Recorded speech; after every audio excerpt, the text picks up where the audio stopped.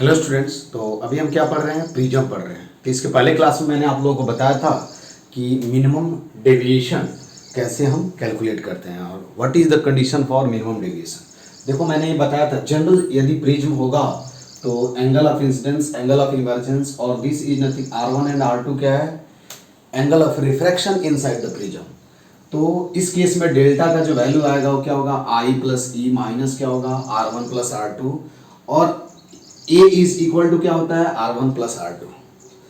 अब मैंने ये बताया था कि मिनिमम डेविएशन के लिए क्या होता है? रे जो है प्रिज्म के अंदर क्या होना, प्रिज्म से क्या होना चाहिए? सिमेट्रिकल होना चाहिए। क्या होना चाहिए? Angle of incidence and angle of emergence क्या होना चाहिए? सेम होना चाहिए। Angle of refraction inside the prism must भी क्या होना चाहिए? सेम होना चाहिए। तो हमने क्या लिखा? I is equal to E and और यहाँ से कैलकुलेट करो तो डेल्टा मीन ये आएगा। R1 equal to R2 equal to क्या होगा? A/2 आया। अब इसको यूज करके मैंने ये बताया था और ये कल डिराइव भी किया था कि ये बहुत ही इंपॉर्टेंट रिजल्ट होता है, बोर्ड में भी आपसे पूछा जाता है। और देखो, यही इतने रिजल्ट अभी तक हमने पढ़ा, ठीक है। और स्नेल्स लॉ यूज करने आना चाहिए और थोड़ा मैथ्स आना चाहिए, तो प्रिज्म से रिलेटेड कैसे ही प्रॉब्लम आप सॉल्व कर सकते हो। तो यहाँ n क्या है? n मैंने क्या बताया था? Refractive index of the medium of the prism divided by क्या होगा? या refractive index of the medium the prism with respect to medium of the क्या होगा? सराउंडिंग। ये बताया था आप लोगों को, ठीक है। अब ये कितना होता है? n is equal to sine of delta mean plus A/2 divided by क्या होगा? साइन A/2 क्या होगा? Sine of delta mean plus A/2 divided by क्या होगा? साइन ऑफ A/2, जिसको डेल्टा मीन मिनिमम डेविएशन ये क्या है? रिफ्रैक्टिंग एंगल भी बोलते हैं या एंगल ऑफ प्रिज्म भी इसको बोलते हैं।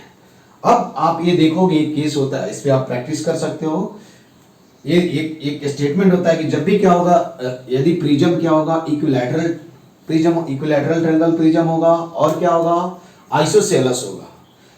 प्रिज्म क्या हो? इक्विलैटरल हो और आइसोसेलेस, उस समय मिनिमम डेविएशन के कॉरेस्पॉन्डेंस, और आप अपने से भी इसको प्रूव कर सकते हो, मिनिमम डेविएशन के कॉरेस्पॉन्डेंस भी जो रिफ्रैक्टेड रे इनसाइड प्रिज्म होता है वो क्या होता है? बेस के पैरेलल हो जाता है। When the prism is isosceles or an equilateral, in this case corresponding to minimum deviation, refracted ray inside the prism will be क्या होगा? parallel to the base।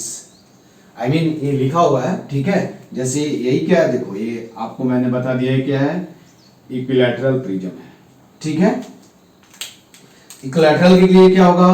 ये 60 डिग्री होगा, ये भी क्या होगा? 60 डिग्री होगा और ये भी क्या होगा? 60 डिग्री। और मैंने ये बोला कि कॉरेस्पॉन्डिंग टू मिनिमम डेविएशन, देखो जो रे इनसाइड होगा प्रिज्म के वो क्या हो जाएगा? पैरेलल हो जाएगा। देखो, तो ये जो डेविएशन होगा ये क्या हो जाएगा? This is nothing but the, इसको हम क्या बोलेंगे? डेल्टा मीन डेविएशन बोलेंगे, ठीक है। ये इक्विलैटरल प्रिज्म हुआ, ठीक है। यदि क्या होगा? आइसोसेलेस होगा, तो आइसोसेलेस में आपको मालूम है कि यहाँ क्या होगा? ये बेस वाला जो एंगल होगा वो क्या होगा? ये थीटा होगा, तो ये भी क्या होगा? थीटा होगा। उस सिचुएशन में भी क्या होगा? यहाँ क्या होगा कि कॉरेस्पॉन्डिंग टू मिनिमम डेविएशन, याद रखना है, ये IIT में आया हुआ क्वेश्चन है और एक खुद से इसको प्रूव करना है, याद नहीं रखना है, खुद से तुम प्रूव कर सकते हो, ठीक है। इस सिचुएशन में क्या होगा? तुमको ये प्रूव कर देना है कि ये एंगल इतना होगा, उतना ही एंगल हो जाते, प्रूफ हो गया। समझ में आया क्या? तो यहां से ये देख सकते हो कि ये जो होगा वो क्या होगा? This is nothing but the minimum deviation, ठीक है। This is P, this is Q, this is R, this is P, this is Q, this is R, ठीक है। तो यहां क्या है? देखो, ये हम बोल सकते हैं इसको, इसका नाम दे दें MN। यहां भी इसका नाम दे दें MN। तो हम बोल सकते हैं कि MN इज पैरेलल टू क्या होगा? पैरेलल टू क्या हो जाएगा? PQ। यहां भी क्या होगा? MN इज पैरेलल टू क्या होगा? PQ। ये आपको क्या करना है? ध्यान देना है। क्या करना है आपको? ध्यान देना है। अब यदि आपसे पूछा जाए कि for small angle minimum deviation कितना होगा? किसके लिए? स्मॉल एंगल के लिए। तो आप कैसे कैलकुलेट करोगे इसको? ये भी मैं आपको बता देता हूं, ठीक है। तो याद रखना है कि जब भी क्या होगा? प्रिज्म कैसा हो? इक्विलैटरल हो और आइसोसेलेस हो, उस सिचुएशन में मिनिमम डेविएशन के कॉरेस्पॉन्डेंस जो क्या होता है, रिफ्रैक्टेड रे इनसाइड प्रिज्म होता है, वो क्या होता है, बेस के पैरेलल होता है, और इसको आप प्रूव भी कर लेना, ठीक है। दूसरा मैं इसमें जो पॉइंट बता रहा हूं, देखो ये डायग्राम ऐसे ही रहने देता हूं, यहां से अपने को जरूरत है, ठीक है, क्योंकि ये डायग्राम का जरूरत है। तो ये आपको क्या करना है, दूसरा पॉइंट क्या है कि मिनिमम डेविएशन फॉर क्या होगा, स्मॉल एंगल, यही मैं बता देता हूं, है ना।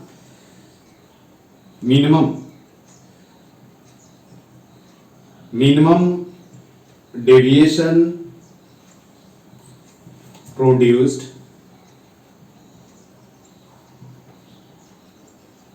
corresponding to a small angle prism, या आई मीन यह याद रखना कि A इज लेस देन क्या होगा, 10 डिग्री, ठीक है। इस केस में देखो अभी हमने लिखा था कि A क्या लिखा था, देखो ध्यान से, N क्या है, NP अपॉन हम लिख सकते हैं NS। NP क्या है, refractive index of the prism material with respect to क्या, NP। NS क्या है, refractive index of the surrounding medium, है ना। और ये मैंने लिखा था साइन ऑफ क्या होगा, डेल्टा मीन प्लस क्या हो जाएगा, sine of delta mean plus a by 2 divided by क्या होगा, साइन ऑफ ए बाई 2, ठीक है। अब यहां से एक ही स्मॉल अप्रोक्सीमेशन यूज करना है कि यदि sine theta is equal to क्या होता है, थीटा, ये कब होता है, इफ थीटा इज क्या होगा, वेरी स्मॉल। तो इसके लिए देखिए जब क्या होगा, प्रिज्म जो होगा क्या होगा, एंगल ऑफ प्रिज्म या रिफ्रैक्टिंग एंगल जब होगा 10 डिग्री से कम होगा, तो ये भी क्या हो जाएगा, बहुत ही कम हो जाएगा, और ये भी कम हो जाएगा। तो हम क्या करेंगे, यहाँ डायरेक्ट लिख सकते हैं, ये वाला कॉन्सेप्ट यूज करेंगे। यहाँ क्या लिख सकते हैं, समझ में आया ना। तो यहाँ लिख सकते हैं NP upon NS is equal to क्या लिख सकते हैं, डेल्टा, ठीक है, mean plus A by direct मैं लिख रहा हूँ A, क्योंकि A 2 कैंसिल हो जाएगा। समझ में आई बात। ये तब लिखते हैं कि क्या होगा, जब स्मॉल एंगल प्रिज्म दिया हुआ हो, आई मीन मेंशन हो कि स्मॉल एंगल है। ये मेंशन नहीं, ये जस्ट मैं वैल्यू बता रहा हूं, लेकिन जैसे ही क्वेश्चन में दिया हो small angle, find the minimum deviation corresponding to small angle prism, उस सिचुएशन में आपको क्या करना है, यूज करना है। यहां से आप देख सकते हो कि मिनिमम डेविएशन कितना होगा, ठीक है। देखो तो यहां से लिख सकते हैं NP अपॉन क्या होगा, NS, A is equal to delta mean plus क्या हो जाएगा A, तो delta mean is equal to क्या होगा, NP अपॉन क्या होगा, NS माइनस 1 इंटू क्या होगा A। आई मीन हम यहां लिख सकते हैं क्या होगा, डेल्टा मीन, ठीक है, is equal to N minus 1 into क्या होगा A। आई मीन क्या होगा, minimum for small angle prism, minimum angle of deviation is क्या होगा, डायरेक्टली प्रोपोर्शनल टू क्या होगा, refractive index of the material of the prism with respect to क्या होगा, सराउंडिंग, ठीक है। और यहां से हम बोल सकते हैं कि वेवलेंथ के भी क्या होगा, वेवलेंथ के क्या होगा, रफली हम बोल सकते हैं कि विल बी क्या होगा, minimum deviation will be inversely proportional to क्या होगा, वेवलेंथ। अरे बताया था ना कि काउची रिलेशन याद करो, N इज इक्वल टू क्या होगा, A प्लस B अपॉन क्या था, लैम्डा स्क्वायर। तो जैसे जैसे लैम्डा बढ़ाओगे वैसे वैसे क्या होगा, रिफ्रैक्टिव इंडेक्स क्या होगा, कम होगा, और मिनिमम डेविएशन क्या होगा, कम होगा। समझ में आया ना, क्या हो जाएगा, मिनिमम डेविएशन क्या हो जाएगा, कम हो जाएगा। तो यहां से हम बोल सकते हैं, ये बहुत ही इंपॉर्टेंट रिजल्ट है कि मिनिमम डेविएशन याद रखना है कि क्या होता है, N माइनस 1 इंटू A, क्या होता है, N minus 1 into A। N क्या है, refractive index of the medium of the prism with respect to surrounding, ठीक है। तो यहां से हम बोल सकते हैं कि फॉर गिवन प्रिज्म या फॉर गिवन एंगल क्या बोल सकते हैं, फॉर गिवन A क्या होगा, delta mean is directly proportional to क्या होगा, N माइनस क्या हो जाएगा 1, और ऐसे लिख सकते हैं डायरेक्टली प्रोपोर्शनल टू क्या होगा, A plus B Cauchy relation से। तभी तो डिस्पर्सन तुम लोग को मालूम है ना, डिस्पर्सन तो इसी की वजह से होता है कि व्हाइट लाइट को इससे पास कराओगे तो यहाँ क्या होगा, 7 डिफरेंट कलर मिलता है, उसी को क्या बोलते हैं, डिस्पर्सन बोलते हैं। ठीक है, क्या बोलते हैं हम, डिस्पर्सन बोलते हैं। तो ये मिनिमम डेविएशन जो होगा वो डायरेक्टली प्रोपोर्शनल टू क्या होगा, refractive index of the medium of the prism with respect to क्या होगा, सराउंडिंग। ग्रेटर द क्या होगा, refractive index of the medium of the prism with respect to surrounding, larger will be क्या होगा, minimum deviation and vice versa. क्या होगा, larger will be minimum deviation and vice versa. तो ये important result है। Delta mean is equal to क्या होगा, n-1 into A for a given A. Delta mean is directly proportional to क्या होगा, n-1 और डायरेक्टली प्रोपोर्शनल टू क्या होगा, a plus B upon lambda square. इसको क्या बोलते हैं, कॉची रिलेशन बोलते हैं। ठीक है, रफली मैं बोल रहा हूं यहां, आप बोलोगे n-1 में, आप सिंपल रफली ये याद रखना है कि हम ऐसे बोल सकते हैं। 1 को हमने कंसीडर नहीं किया है, एग्जैक्ट मैं नहीं लिखा हूं क्योंकि n का वैल्यू एग्जैक्ट ये होता है, एग्जैक्ट भी नहीं होता है, अप्रोक्सीमेशन होता है। तो n-1 ये तो जस्ट मैंने ऐसे लिख दिया है। ठीक है, उसके बाद हम देखेंगे कि मैक्सिमम डेविएशन क्या होता है। What is the maximum deviation.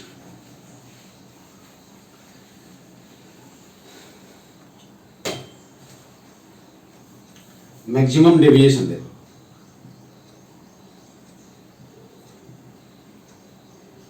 Maximum deviation produced by क्या होगा, बाय प्रिज्म। अब देखो क्या होगा मैक्सिमम में, ये देखा गया है कि मैक्सिमम डेविएशन क्या होगा, फॉर मैक्सिमम डेविएशन क्या होगा, फॉर मैक्सिमम डेविएशन। ठीक है, आइदर क्या होता है, E इज इक्वल टू क्या होता है, 90 डिग्री, और दोनों एक साथ नहीं, और I इज इक्वल टू क्या होता है, 90 डिग्री।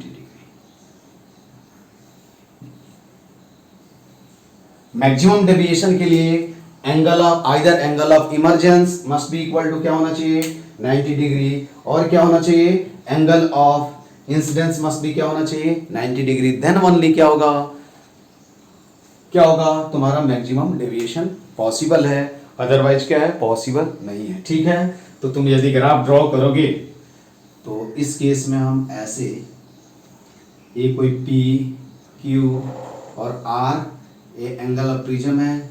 इस सिचुएशन में देखो, ये ऐसे सिचुएशन होगा, ये रे इंसिडेंट रे ऐसे, प्रैक्टिकली ऐसा नहीं होता है लेकिन ठीक है, ये तुम्हारा क्या होगा, नॉर्मल हो गया।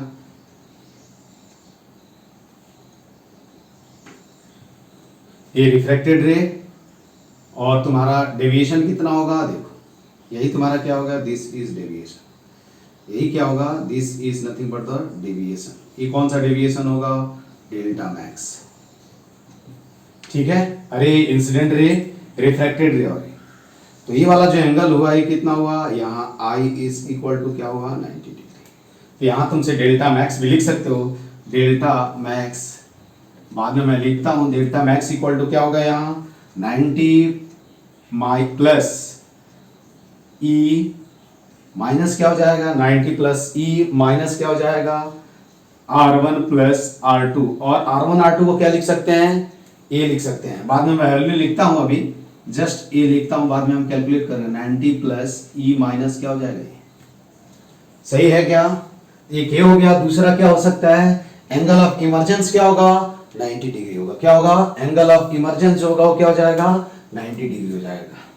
तो यहां मैंने ये लिखा, I mean, ये कुछ ऐसे सिचुएशन हो जाएगा, और एंगल ऑफ इमर्जेंस यही होता है ना, ये वाला, तो ये क्या हो जाएगा, ऐसे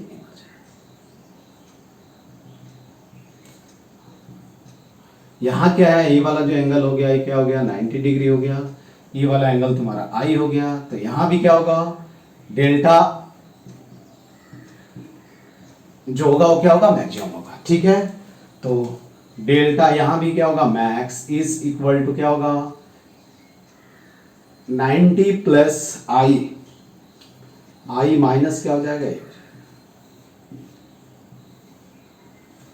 समझ में आया क्या? याद रखना है क्या, ये कंडीशन हो गया, कंडीशन कि आइदर क्या होगा, इंसिडेंट एंगल क्या होगा 90 डिग्री होगा, और क्या होगा, एंगल ऑफ इमर्जेंस क्या होगा 90 डिग्री होगा। उस सिचुएशन में प्रिज्म के द्वारा जो डेविएशन होता है वो क्या होता है, मैक्सिमम होता है। और हम कैलकुलेट करेंगे कि मैक्सिमम डेविएशन क्या होगा, ठीक है, क्या होगा। अब देखो क्या है, यहां हमने क्या मान लिया, इसको m मान लें और इसको क्या मान लें, n मान लें। यहां स्नेल्स देखो तो कोई एक कंसीडर करो, चलो हम क्या कंसीडर कर रहे हैं, इसको छोड़ दो, हम इसी को कंसीडर कर लेते हैं, ठीक है।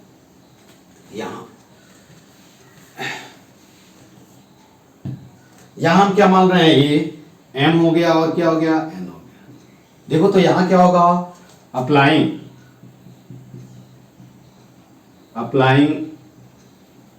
स्नेल्स लॉ एट कहां, m, इस पॉइंट पे क्या लिखोगे, देखो तो यहां से साइन, देखो ध्यान से, साइन 90 ns लिख रहा हूं। ns का मतलब क्या हुआ, रिफ्रैक्टिव इंडेक्स ऑफ, और np refractive index of the prism. ns sin 90 is equal to क्या होगा, np sin क्या होगा, np sin कितना हो जाएगा बताओ, r1, अरे ये होगा ना, क्या हो जाएगा, np sin r1। तो यहां हम लिख सकते हैं, देखो ns अपॉन क्या हो जाएगा, np इज इक्वल टू क्या होगा, sine r1, I mean r1 is equal to क्या हो जाएगा, थीटा सी हो जाएगा यार। अरे r1 इज इक्वल टू, देखो तो ये थीटा सी हो जाएगा क्या, यहां से हम ऐसे भी लिख सकते हैं कि साइन क्या होगा, थीटा सी। समझ में आया ना, अरे साइन थीटा सी हो जाएगा ना, तो हम यहां लिख सकते हैं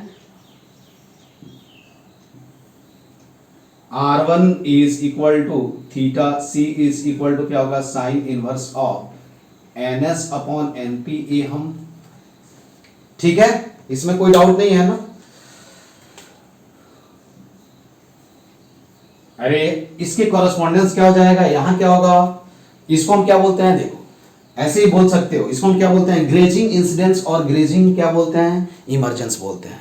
तो यहां एक पॉइंट और भी आप लिख सकते हो, ग्रेजिंग का क्या होगा कि जब भी क्या होगा, मैक्सिमम डेविएशन होगा, तो क्या होगा, देयर विल बी क्या होगा, आइदर ग्रेजिंग इमरजेंस और क्या होगा, ग्रेजिंग इंसिडेंस। ग्रेजिंग का मतलब क्या होगा कि जब क्या होगा, एंगल ऑफ इंसिडेंस 90 डिग्री हो जाएगा, आई मीन सरफेस के क्या होगा, when the ray incidents nearly surface to the parallel to the surface of the क्या होगा, refracting parallel to the plane of the क्या होगा, रिफ्रैक्टिंग सरफेस। उस सिचुएशन में उसको हम क्या बोलते हैं, ग्रेजिंग इंसिडेंस बोलते हैं। मिरर के केस में मैंने बताया था, ठीक है। तो ये क्या होगा, r1 इज इक्वल टू क्या होगा, theta C, I mean sine inverse ns upon क्या हो गया, np। अब हम क्या लिख सकते हैं, देखो यहां से, ये समझ में आया, यहां से हम ये भी लिख सकते हैं, क्या लिख सकते हैं, देखो r1 अब यहां से हम लिख सकते हैं, देखो r1 प्लस क्या होगा, r1 plus r2, r1 plus क्या होगा, r2 इज इक्वल टू क्या होगा, a। तो r2 इज इक्वल टू क्या होगा, a माइनस क्या हो जाएगा, r1, और r1 तो क्या हो गया, थीटा सी हो गया, तो a माइनस क्या लिख दिया मैंने, थीटा सी। ये r2 तुमको मिल गया।